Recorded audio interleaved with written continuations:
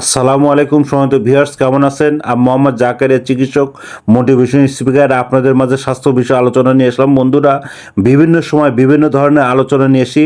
আজকেও স্বাস্থ্য বিষয়ে আলোচনা। তো বন্ধুরা, আজকে আলোচনার বিষয় যে আপনার শরীরে কিডনি কিভাবে ভালো রাখবেন।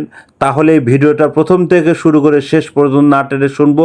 প্রথমে একটা লাইক দেবো, সাবস্ক্রাইব করবো, নোটিফিকেশন অন করবো, পেজে ফলো দিব। তাহলে স্বাস্থ্য সম্পর্কের নোটিফিকেশন আপনাদের কাছে পৌঁছে যাবে। তাহলে বন্ধুরা, মনোযোগ দিয়ে শুনুন। শরীরের আপনার অতিরিক্ত যে টক্সিন বের করে দেয় এবং কিডনির জন্য সেটা উপকারী। তাই যথাযথ পরিমাণ আপনার পানি পান করুন। প্রতিদিন অন্তত 20 থেকে 30 মিনিট আপনারা ব্যায়াম করুন এবং হাই পাওয়ার পটাশিয়ামযুক্ত খাবার যেমন কলা এবং কমলা লেবু, পালং শাক কিডনির জন্য ভালো।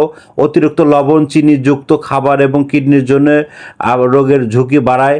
আইবুপ্রোফেন এবং অ্যাসপিরিনের মতো ব্যথার ওষুধগুলি বেশি মাত্রায় দীর্ঘ সময় জন্য গ্রহণ করলে কিডনির ক্ষতি হয়। আর ধূমপান, তামাক, জর্দা, অ্যালকোহল বর্জন করুন এবং পর্যাপ্ত পরিমাণ আপনি ঘুমান। মানসিক চাপ নিয়ন্ত্রণে রাখুন এবং ভাজা খাবারের চেয়ে আপনার সিদ্ধ খাবার ভালো এবং বাড়তি তেল চর্বি এড়িয়ে চলুন। ধীরে ধীরে সময় নিয়ে খাবার খান। বন্ধুরা, আপনারা নিজেকে ভালোবাসুন, সুস্থ রাখার চেষ্টা করুন। প্রাথমিকভাবে স্বাস্থ্য কমপ্লেক্সে যান। পরবর্তী কী রিলেটেড ভিডিও চান অবশ্যই কমেন্ট বক্সে লিখতে ভুলবেন না। আমার এই 100 বছরের প্রতিষ্ঠান, যে কোনো গোপন অসুখ বিসুখ আপনারা যোগাযোগ করবেন। বন্ধুরা, এতক্ষণ মনোযোগ সহকারে দেখার জন্য সবাইকে থ্যাংক ইউ, সবাইকে ধন্যবাদ।